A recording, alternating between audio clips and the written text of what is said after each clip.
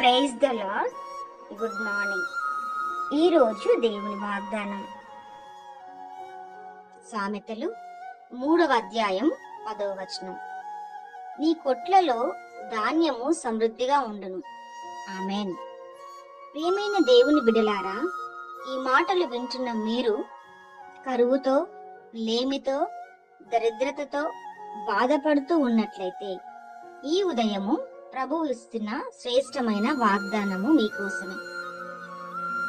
ఎంతో కష్టపడి పనిచేస్తూ కూడా కరువు అనుభవిస్తూ ఉన్నవారు ఎంతో మంది. చినిగిన సంచిలో వేసినట్టుగా వారి జీవితాలు ఉండొచ్చు. వారికి వచ్చే ఆదాయం సరిపోక ఎలా బ్రతకాలో, ఎలా పోషించబడాలో తెలియక దిగులు పడుతూ కృంగిపోయి ఉన్నట్లయితే ఈ ఉదయము దేవుని వాగ్దానము మీకోసమే. నీ కొట్లలో ధాన్యము సమృద్ధిగా ఉండును.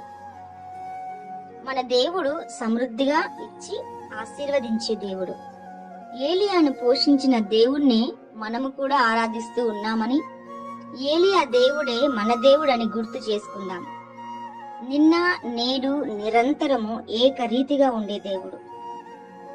ప్రార్థన. మా పరలోకపు తండ్రి, మీ వాగ్దానాన్ని బట్టి వందనాలు. ఈ వాగ్దానము ప్రతి వారి జీవితాలలో నెరవేర్చండి. వారి కొట్లను ధాన్యముతో నింపండి. యేసు నామములో అడుగుతున్నాము తండ్రి. ఆమేన్, ఆమేన్, ఆమేన్.